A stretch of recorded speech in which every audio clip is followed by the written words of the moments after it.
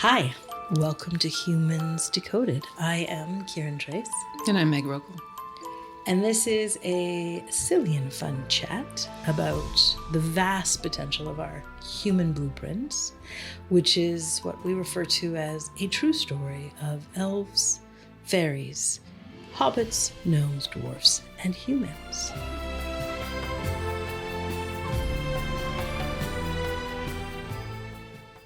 We want to introduce you to a world.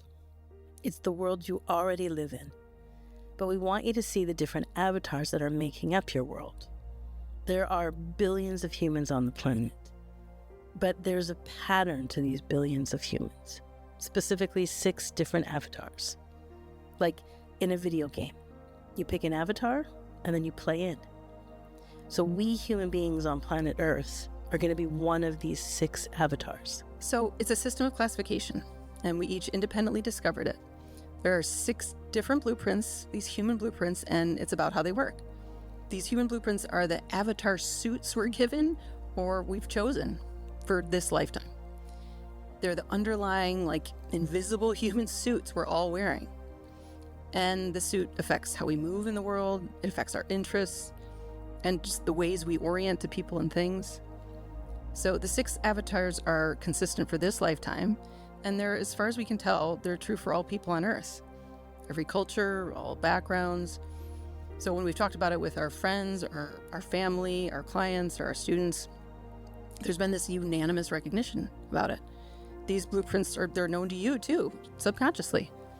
They're the unnamed ways you orient to the world, and you watch others orient to the world. They're like the what, the where, the how of your day-to-day. And the human suits are reflected in what job you do, or maybe the job you really want to do, how your home's set up, your favorite hangouts, the habitat you're in, how you dress, and what you enjoy learning about. We want to shed light on these blueprints, and we want to help all of us come into more alignment in our lives and just enjoy ourselves and have way more fun. We want to decode that human suit for you. We want to decode it so you can see your own avatar and those around you. And we have PhDs in psychology. We've got years and years of clinical research. We have private practices. My private practice spans 40 countries. And it's also worth mentioning that both of us recognize Source, which is a vast field of energy, this allness, this all unity or all oneness that we are. We both have a real awareness of this, a real identification that Source is us. And really, that's just code word for enlightenment. Word? We don't have to use that word, but we can. So here are 2 beings that have this enormous specialty. Yeah, it's a 10,000 hour thing. Yeah, and seeing so many different people that the patterns start to come out. So what happens is that we found that we were looking at the same patterns, both of us, individually in our own lives, and surprisingly fit the Middle-earth characters. And this is our beautiful co-producer, Austin Peters. Hi, everybody. Hi, Austin. Is this related? Because when I was first introduced to it, it sounded a lot like Lord of the Rings. Is it related? Is it different? Tolkien definitely downloaded, which he said. He was a student of mythology and of history, but he coined the term that I think it said legend follows mythology, which follows history. But there's actually a history at the base, a real human history at the base of mythology. And we found it's true. It's a real thing. This isn't just a fantasy. This isn't just a fun names for things. It's a real blueprint. It's an actual energetic thing. And you'll start to see, I think you'll start to pick up the reality of this. The reality of it. It also happens to be very, very fun. Totally fun. Okay, so first of all, you tell me, Meg, about how you discovered the patterns and what happened for you. Sure. It was probably 2016, I think. I was doing a lot of meditation, and I logged a lot of hours as a clinician. I was working at an integrative clinic, so I worked with a lot of other holistic practitioners, medical doctors, chiropractors, acupuncturists, and I had a lot of clients and patients in that practice. And for me, it was sort of building, but there was this one day where I walked into that office, and of my 20 colleagues, I just started knowing who was who. I was like, oh, my apothecary colleague is a gnome. Why? How do I know that she's a gnome? I just know she's a gnome. And some of her elements and her, the quality of her, the flavor of her just started to come forward. And the word gnome came in. And then I had another colleague that was so clearly a hobbit. And I was like, he's a hobbit like me. What? And I'm a hobbit. And the qualities of his hobbitness, like having a Guinness every day after work. And literally we had similar kind of clothing and style and a sense of humor. And then I had a colleague that was an elf, and they just started coming in. And so I told my friends that at that time I just was so clear, like, and I had thought, like, in my own system before I really had words for this, that I was an elf. I had thought, well, I want to be one of the cool kids like an elf, but I'm actually a hobbit. I just had this real fun time over the course of many weeks and months as these downloads came in. It started to be very, very helpful. It was helpful in my own life to realize what real alignment was for me in terms of clothing and home and how I moved and what really supported me, which we'll talk all about, and then really helpful for clients. Anybody I shared it with, it just resonated. I would say, I think you're a gnome, and I think this is what's really supportive to you, or this is what you really, you're orient to, or what you love. And people would just light up and say, yes, yes, thank you for understanding that. In my case, working in 2014, my first book came out, Tools for Sanity, which is my only published and available book in this moment. But there are 4 other books on the shelf, edited and ready to go. But that book came out, and I had some really good endorsements from some non-dual teachers like Aja Shante, that when that book launched, I ended up getting an enormous clientele. It was very viral. And Rick Archer, who runs a program called Buddha at the Gas Pump, which is a great program, another podcast definitely worth listening to, he says my interview is the most famous of the non-famous. So I was an emerging human development expert, non-dual teacher, emerging into the field, opened in 2014 with this book, but it became viral very quickly. My book was called Tools for Sanity. And with that viral became quite a lot of students looking for one-on-one support sessions. And at that time, I was just working sort of 1-hour sessions, and you could just book a one-off at that time. And so I ended up with inside of 3 months of my book launching, having almost 3 years totally booked, and that's about 25 to 30 people a week. And I worked often 7 days a week because it was fun and I liked it. And I almost never took holidays during those first 3 years. And so just the amount that was coming through at the very beginning, 14, 15, 16, so that gives me about 2016.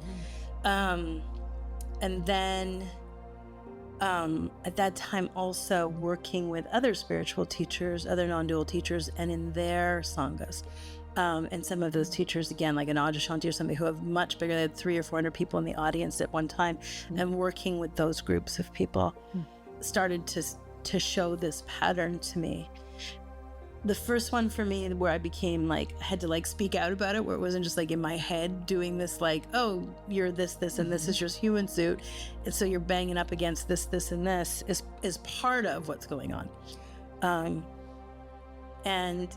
So the first one for me was the fairies, because when the fairies would come in, a lot of fairies were having really consistent problems.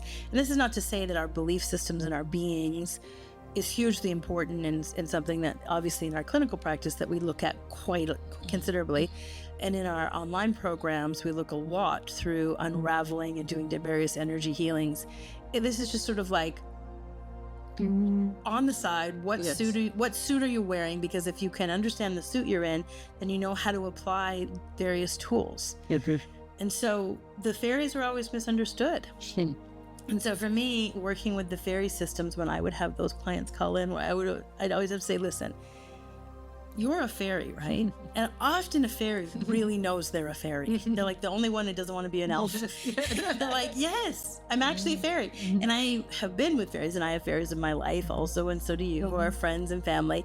And they know they're fairies. Yeah. And other people know they're fairies. Yes. You know, they're a magical creature. They're not quite earthly. You can see that they're a fairy. Yes. And it's, and I've definitely had, I've had multiple very close friends who are fairies, and gone to restaurants or something and had strangers come up and be like, hey, you're a fairy. And they would say, well, I remember one, I know. And then this other person insisting, the stranger insisting, no, you're a fairy. And me thinking, why would you think that she wouldn't know she's a fairy? And so somehow just coming out with it going, you're a fairy, and a fairy is going to do this, and they're going to move this way. And a lot of your story that you don't belong and you're not good enough has to do with you have this unique pattern that's really different from all the other patterns. And you move differently through form differently. So can we just put that on the table first off? And so for me, that's when I started to kind of come out of the closet, was just to break the news to the fairies that they're seen and their way is good and right and not that big of a problem, and to understand their suit was good. But then it was in 2017 that Megan and I were at the same retreat I was hosting. And then I was just I think it actually, I can't remember, it may have even been a fairy. Yes. Where I was okay, here's the deal. I'm just going to come out in public in front of everybody sitting here and just say, do you know the Middle Earth characters? Because there's some truth to it. Yeah. And there's a system at play here that you're either human or you're a dwarf or you're a fairy, and a fairy's not a dwarf. You have a really different suit. You're moving through form really differently. And that doesn't have to do with your belief systems, your being, your relationship to source. It doesn't have to do with the size of your body, the fitness of your body, none of it. It's its own unique thing. It's just the avatar. It's the suit you're in. Okay, so fairies are the fastest of the creatures. Kieran, tell me what some strengths are. Oh, fairies are super fun. They're tricksters. They're mischief makers. And that might be considered a weakness, but I think it is a strength because they're always kind of shifting the form, shifting the vibe. Whatever the vibe is, they're just going to come in and tap on it and just kind of shift it a little bit, because they have this really playfulness about them. They're very, very sparkly. They can be very silly. They're very light, and they are really out of the box thinking. And so they're really great at coming up with ideas you never thought of. And they haven't thought through the idea, because that's what an elf would do. And they're certainly not going to execute. That's what a hobbit does. They're moving way too fast. But they're going to come up with this completely brilliant, super out of the box thought. And that's really when you're thinking about fairies, you're going super fast, super fun, super playful, really innovative, very social. They tend to be very social. That's a real strength of theirs. I do know introverted fairies. They are still very good at social. Oh. I don't know if I've ever met an introverted fairy. I have. And yeah, what are those like? She still was really good at creating community around her and creating community events. Really good at it still. Cool. Yeah. What about some weaknesses? Where do they fall short? Fairies will collapse because they're moving so fast. So they just sort of run out of speed and just sort of collapse. And so before something is thought through, or before it's executed, or before, even if it wasn't coming from them, but just in the group, they've collapsed and melted, and they're gone off. And sometimes fairies are their systems are moving so fast that they don't know how to ground. They go faster to ground, which is really burns them out and burns the people around them out. So they can be a real vessel of burnout. Yes. And so they can they can really get challenged by actually just like, well, I mean, they benefit on slowing right down and building rest into things, because otherwise they're just collapsing and burning out. Yeah, I was just gonna ask, like, how do they actually combat that then? Slowing down and working that rest into everything. If you think of like a hummingbird, and a hummingbird's gonna sip a lot of sugar water and move really, really quick, but it has to rest. Like, you know, like when a fairy's just moving so quick and then wants to ground by going quicker, it's not going to work. They're going to have to rest and slow down. So, and it's sometimes difficult because they're so sparkly and they're so bright and they're so party and they're so the center of the thing, you know, and up for the game and up for the mischief. To get them to slow down and rest is a real challenge. You mentioned sugar water. What do they eat?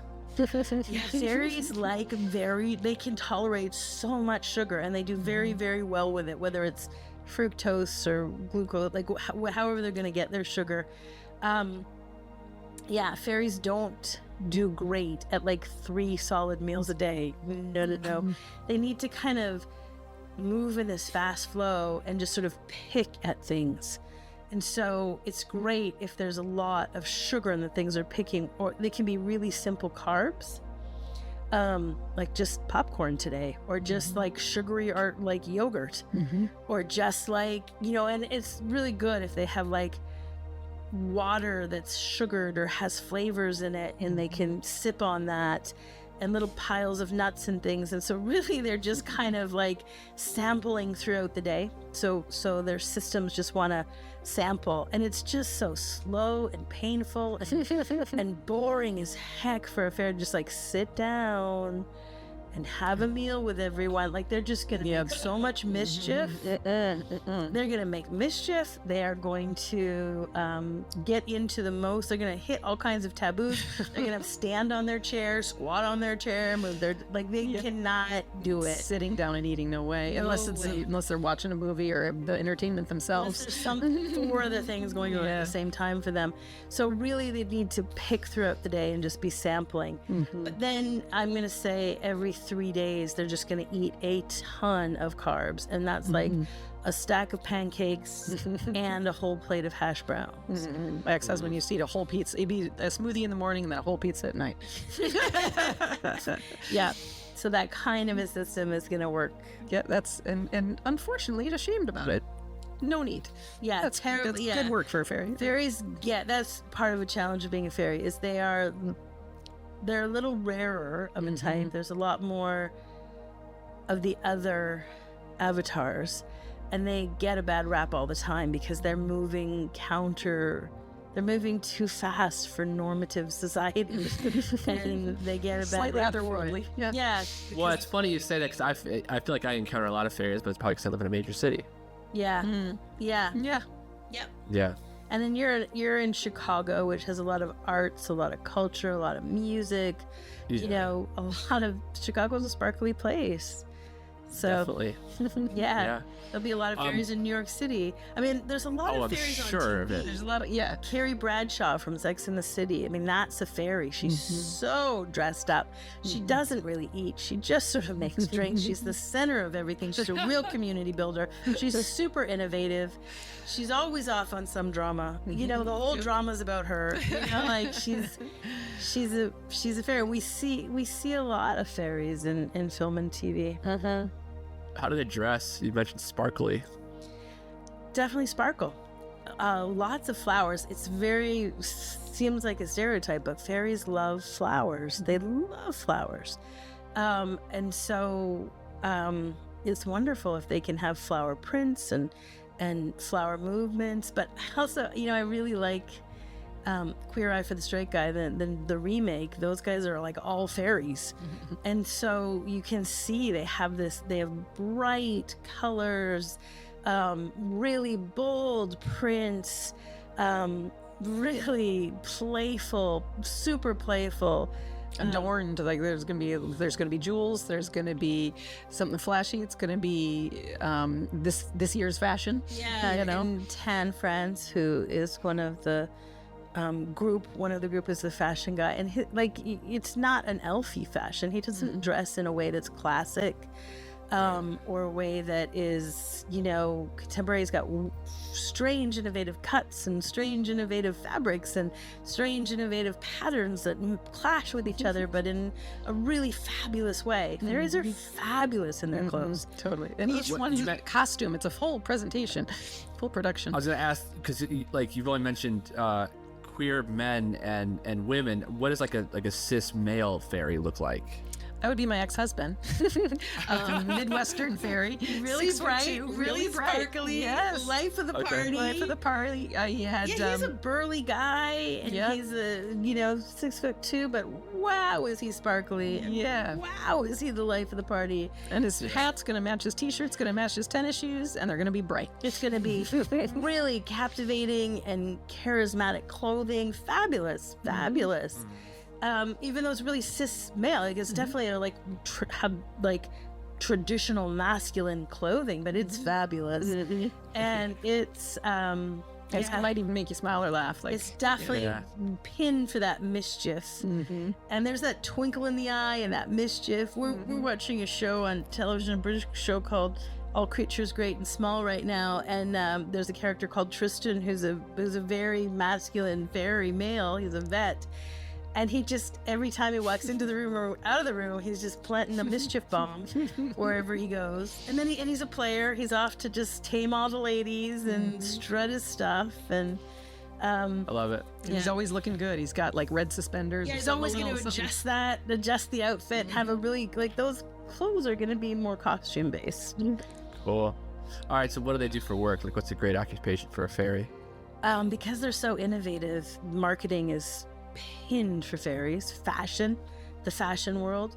I always talk about Heidi Klum because she's not a fairy, or Tim Gunn, and they're both elves in a fairy world.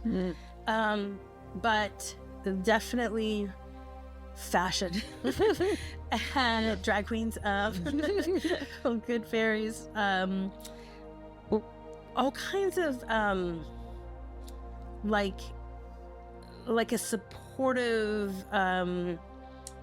they're not going to be necessarily great as a founder entrepreneur, but as a consultant for an entrepreneur, because they're so innovative and out of the box. They are great social and event planners. Again, not executors. They're going to need a team of hobbits and gnomes and dwarves to help execute. But wow, are those going to be fabulous events. They're going to be great. Love it.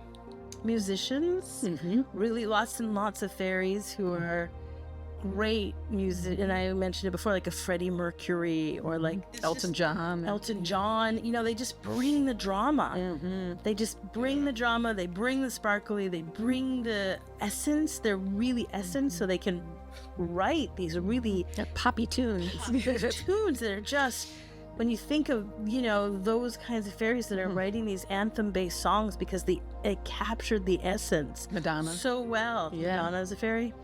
Lizzo. Yeah. Talk about some more fairies that we might know in our day-to-day.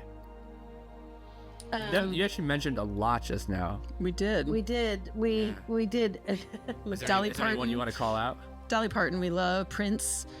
On a heavy side, though, you think of like a Frida Kahlo. That's a fairy. There's actually, Serena Williams, Lady Gaga, Gwen Stefani, Russell Brand, Elvis Presley. Oh yeah, Russell Brand. Elvis Presley was a fairy. Chris Farley, another kind of like Midwestern cis male, and you wouldn't maybe guess it, but fairy, right? Just fun, just party time. Yeah. Cool. So let's talk about Hobbits, Meg. Okay. Yeah. Your local Hobbit, right here. The best one I know. Give me I'm just telling it like it is, dude. What is some Hobbit strengths? Okay, Hobbit strengths. Well, we are It's so funny because sometimes it's like, would you rather me talk about the strengths of hobbits? Yes, as a hobbit, it's tough.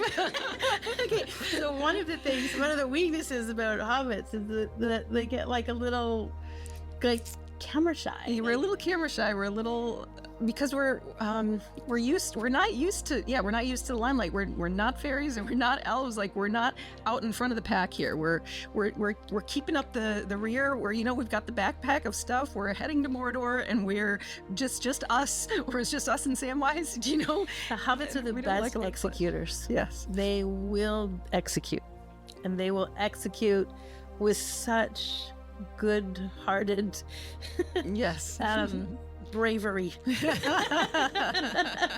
And so, yeah, if you need something executed, look for the Hobbit. Yeah. And they're moving at the pace of material form, like the pace of, instead of the pace of an idea or the pace of an essence. Mm-hmm. So their strength is that execution. Yep. I say all the time that they potter.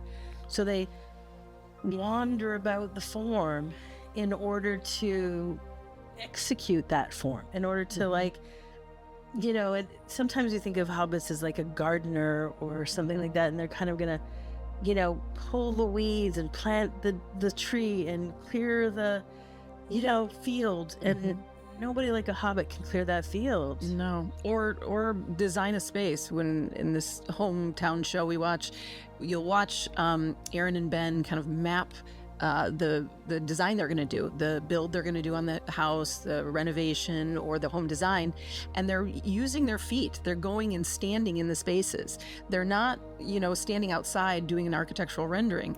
They're standing there, they're touching the wall, they're grabbing something as a placeholder to see and feel what it might look like. It's how it's how they cook too. And they're going to touch that chicken and then smell the herbs and kind of live inside the life of all that form. It's literally like a communication with form where we're sort of vibing with. And I'll say, like, with my own home design, like, this tapestry wants to be here.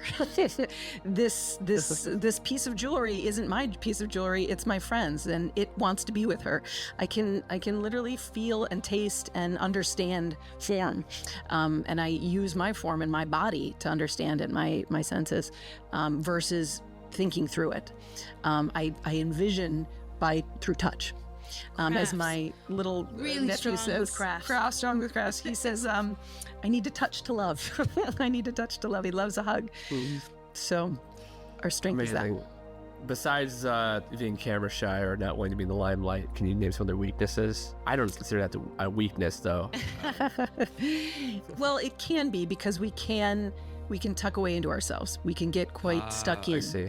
The world can feel a little much and a little too fast, and we move quite slow, and so and it's a fairly fast-paced world for a hobbit, just in general, and so we can sometimes just shut down and get stuck in and like sort of like a golem, right? Just sort of tuck into our own space and not come out.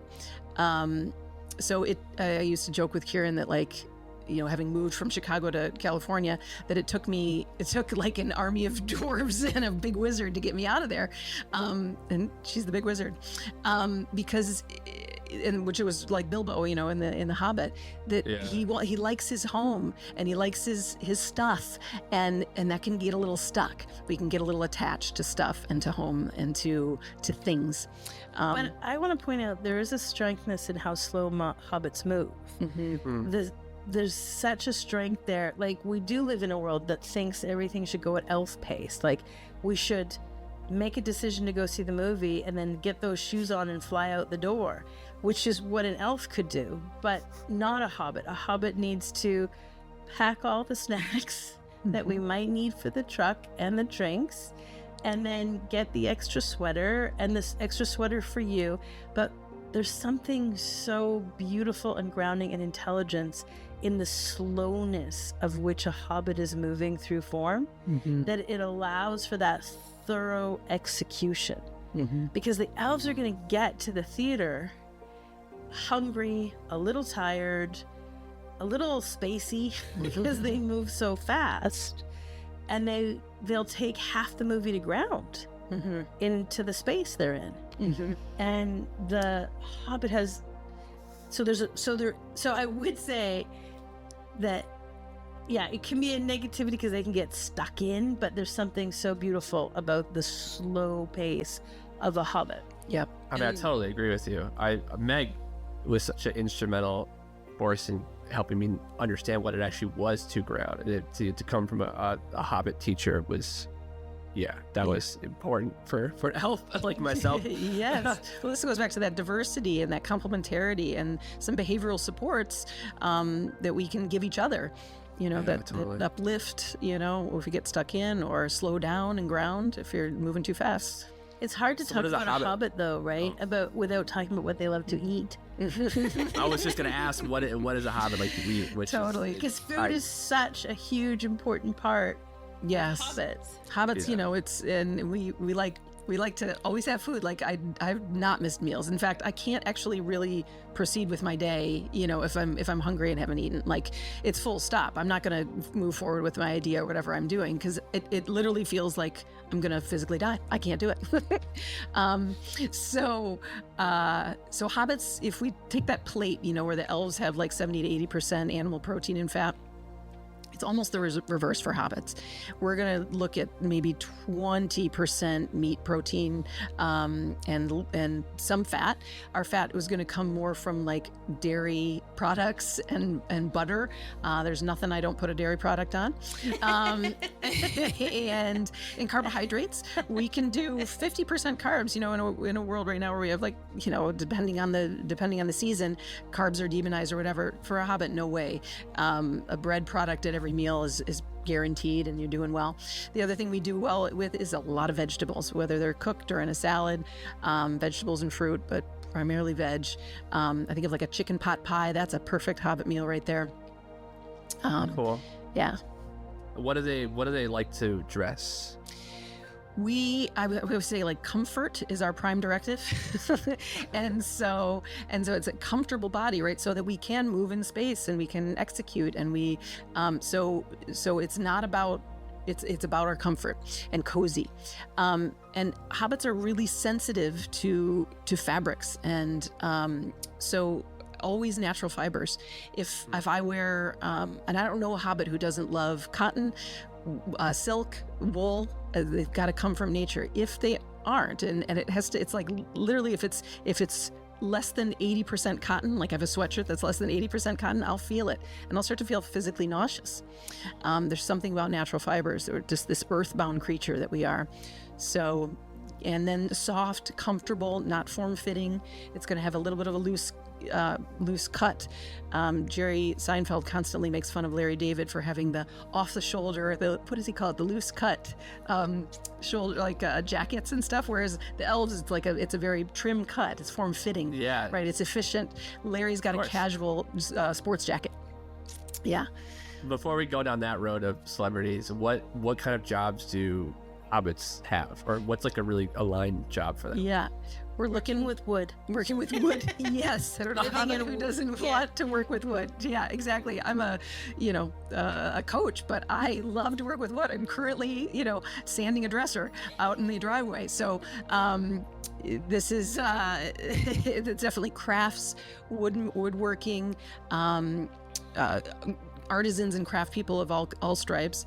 Gardening. I would say gardening, teaching and therapy, because we're so heart-centered we're quite aware of people, and quite we tend to be quite lovable beings, the warm ones in the room. And so therapist, coach, like a kind of small business person, where you get to be like in the neighborhood, and you've got the craft store in the neighborhood, you've got the local restaurant, you're making small amounts of family meals, for your family. And I would add to that, like hosts, because they're so warm-hearted. Yes. And they really want to know someone. So like really famous hobbits being Oprah and Ellen DeGeneres. Yes. And who's more heart-based than Ellen, just wanting to make people laugh in a silly way and really connect and love. So TV fair amount of hosts. comedians. Yeah, and TV hosts. Yep. Yeah, name some more hobbits. Some more celebrity hobbits. Some more celebrity hobbits. Ellen. People that I would know. I often talk about Muhammad Ali. Muhammad Ali He's a big one because he's just so charismatic and so Really? athletic. Those very balanced bodies and very balanced people in general are going to be hobbits. Who else? Larry David. We have some spiritual teachers up there. Eckhart Tolle. Matthew Broderick, Julia Roberts, J.K. Rowling, John Denver. That's a great example of a hobbit. Just heart and soul. Those singer-songwriter types. When you're talking music, that's it. Francis Singing McDormand. about the mountains, the Rocky Mountain High. Ballads to nature. James Taylor's another one. Yeah, That's great. Yeah. Amazing. Pooh Bear. Bilbo. Oh, so cartoons can have these too. Yeah, Interesting. absolutely. Absolutely. it. Yes. Christopher It's good. Robin's the elf. Yep. Winnie the Pooh is the Hobbit. Mm-hmm. And then you've got Tigger is the fairy. Eeyore's the gnome. Eeyore's the gnome. Yeah, we find these archetypes are in a lot of movies and Everything. television. Yeah. Rabbit's the dwarf, I guess. Ranting away at everybody. Yeah, I think that makes sense. Yeah. I love it. And then Okay. Toni Morrison's a good example of a hobbit poet. Okay. We have some poets and writers. A lot of story writers. hobbits can make really good editors and really good accountants. Mm-hmm. Ironically, too, there's it's that balance and execution. that execution. They like to execute. So if it's a bunch of words and we're gonna put those words together and edit them and make them make shape, or if we're gonna got all these numbers and we're gonna make sense of the numbers and put them in an Excel spreadsheet or put them in spreadsheets, and those are good livelihoods. Cool. Cool. Thank you for listening. We obviously love hearing what you think. Your feedback helps us make a better show for you to listen to. So feel free to comment, and you can do it at Facebook, which is the Humans Decoded podcast with Kieran Joyce and Megan Rokel. And if you're not on social, you can always email any questions to us at outreach@kierantrace.com. And thanks for listening. We love you. Thanks, everybody. Love you.